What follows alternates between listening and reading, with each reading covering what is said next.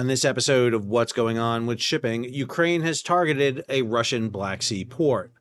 I'm your host, Sal Mercogliano. Welcome to today's episode. So we have followed this conflict between Russia and Ukraine since its inception back in February of 2022. And one of the things we discussed from the very beginning here was that this is a maritime conflict. I know a lot of people get focused, obviously, on the war in eastern Ukraine, but I want to take you back here for a second and remind you about the maritime dimension. This is a snapshot from marine traffic showing you shipping in and around the Black Sea. Now, one of the things missing from this map right now is shipping up here in and around Ukraine. Ships that pass the Danube River here and head northbound up in Ukraine turn off their AIS. So we do not have transponder images showing you the ships that are up here. However, the Russians do have their AIS transponders going. And one of the things I want to talk about is why Russia invaded Ukraine and why now we're seeing this attack against the Russian port here of Tuapse along the coast of the Black Sea. Now, one of the things that the Russians did when they invaded Ukraine was seize this stretch of land here between Crimea and the Russian border, grabbing the city of Mariupol, Berdansk, and this entire region here, the Sea of Azov. If you zoom out here, you begin to understand why this is so important. This is the Don River, hooks up into the Volga, and actually there's an entire canal system that runs through the interior of Russia, goes to Moscow, connects over to the Baltic, and even up into the White Sea here. The Russian inland water system is absolutely essential for Russia's ability to export food, fuel, and fertilizer. And Rostov on the Don River is kind of the Mississippi River of Russia. Having free access to move their shipping down here through the Kerch Strait and out into the Black Sea is essential. One of the things that we've seen happen during the course of this conflict is that Russia and Ukraine have targeted each other. Initially, it was focused on military and naval targets. We have the dramatic sinking of the Russian cruiser, the Moskva. We have the attacks on Sevastopol. But now these attacks are moving further and further out. And we've seen attacks by the Ukrainians against shipping here in the Kerch Strait, up against at Novorossiysk, and now even further out here at the port of Tuapse. And now an attack right here on the major port. So we're going to break that down for you. If you're new to the channel, hey, take a moment, subscribe to the channel, and hit the bell so be alerted about new videos as they come out. Here's the story over at G-Captain. A Ukrainian drone attack struck one of Russia's main Black Sea oil ports on Sunday, causing a fire and damaging at least one ship as Kyiv tries to undermine Russia's war effort by targeting its energy infrastructure. Ukraine has for several months been striking Russian oil refineries, depots, and pipelines in a bid to undermine the Russian economy.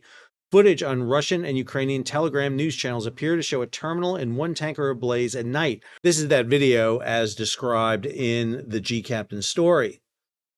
Russian authorities said 2 foreign vessels have been damaged in the attack on Tuapse, one of the biggest oil terminals on the Black Sea, sparking a fire. As a result of the drone attack on the port of Tuapse on the night of November 2nd, 2 foreign civilian ships were damaged, the emergency operation headquarters of the Krasnodar region said in a statement.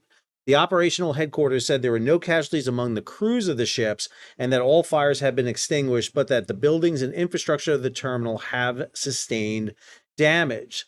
This story comes over now from Maritime Executive. Video from the time of the attack recorded a loud sound of piston engine drones, indicative of a long-range aerial UAV strike of the type that Ukraine has used extensively to target Russian oil and gas infrastructure. Bystander imagery from Tuapse's harbor showed at least 3 fires burning on the pier or aboard vessels moored at it. NASA firm's fire detection data confirmed a large infrared signature at the facility visible from space. At least one photo captured tracer fire from ongoing air defense efforts well after daybreak, suggesting that the attack continued after several hits. The deepwater Rosneft terminal at Tuapse has a capacity of about 50 million barrels per year and the ability to load vessels up to 250 meters in length and 15 meters of draft. These are typical Aframax vessels. The degree of impairment of the terminal's operation was not immediately known. Anton Gerashenko, former Deputy Minister of Internal Affairs of Ukraine, identified the vessels at the pier at the time of the attack as the Greek-owned Aframax Pollux, and product tanker Coastbuster, along with the Turkish-owned product tanker Chai. According to Ukrainian Navy spokesman Dmytro Pelechuk, quote, in addition to direct damage to the technological chains involved in shipping, there'll be a reaction among the companies that ship and fill up there. This includes an increase in insurance premiums and, in principle, will discourage many others from entering ports. This is the second time that Ukrainian forces have attempted to attack that pier in as matter of months. The previous attack occurred late in September and involved a combined attack of air and surface drones. This image posted by Tanker Trackers over on X shows you those three vessels. Here you can see the Pollux up here on the upper side, and then Coastbuster and Chai up against the berth. These photos were taken roughly about 6 hours apart, and you'll see the oil spill from the damaged vessels and the containment booms that were rigged to control the flow of oil out into the harbor. This is a current marine traffic image showing you the harbor. You'll see Pollux is showing still pier side here, even though that position was 2 hours and 19 minutes ago, but we don't see any of the other vessels involved. Here's the data for Pollux. She's a crude oil tanker built back in 2003, flagged in Panama, has a capacity of nearly 100,000 tons. Beneficial owner is Seatrade Marine in Athens. Her registered owner is Oceanfront Maritime in Panama. This is the second tanker. This is the Coastbuster, oil chemical tanker built back in 2006, flying under the flag of Bahamas. 36,700 tons, length overall of 184 meters. Her registered owner is Zentia Shipholding out in the Marshall Islands and operated by Samira Blue Ship Management out of Greece. Third tanker is the Chai. It is a 2004 oil product tanker registered in Liberia, 71,830 tons, 228 meters in length. Beneficial and registered owner is Pavo Maritime in Turkey.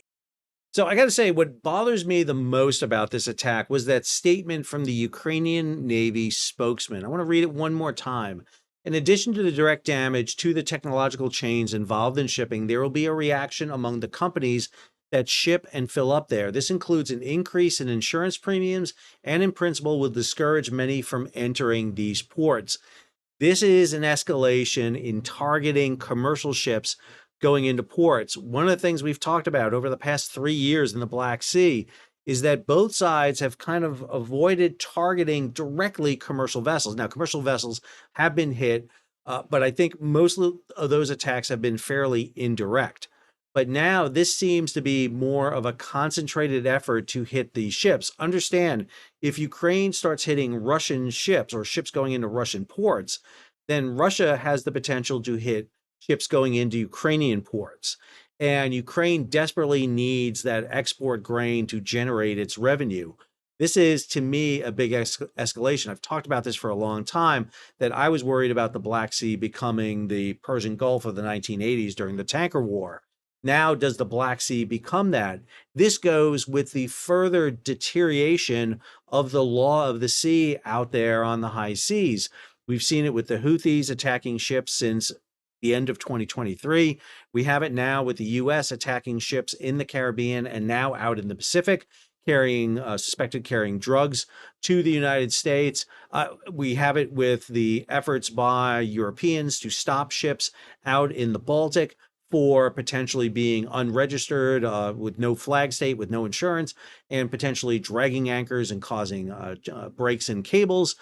This is just, again, adding more angst to global shipping and creating more difficulty. It is a breakdown of the blue ocean commons that has been really the bedrock for commercial traffic, commercial trade, and for the global economy. If that global economy begins to be impacted and we start seeing this not as a map of ships going around the world, but the circulatory system for the world's economy, and we start seeing it getting pinched off, we start seeing more and more disruptions and blockages, then that means the world's economy is going to suffer, much like your own internal systems would suffer. And I have to say, as more and more nations take greater steps to impact, to curtail, and to interdict shipping, this has a bigger impact on you as the consumer, you as the shipper of goods, you as the operator of a ocean carrier out there. It means more for us. And it's very easy to sit there and say, oh, this is Russia, Ukraine targeting vessels. But if those attacks expand beyond those ports out into the Black Sea in general, if other nations decide they can attack ships because the Houthi can get away with it or the US can, then what does that mean going forward? This is a really, really important topic that I don't think gets enough coverage. I hope you enjoyed today's episode. If you did, hey, take a moment, subscribe to the channel and hit the bell so be alerted about new videos as they come out. Leave a comment, share it across social media, and if you can, support the page. How do you do that? You hit the super thanks button down below or head on over to Patreon and become a monthly, yearly subscriber. Just got the final report on the incident involving the Lewin in Fremantle Harbor. I was just there when I was down in Australia. I'm going to break that down because I want to follow up on that since I was there, and more importantly, to do it for my friends down there in the port of Frio. Till next episode, this is Sal signing off.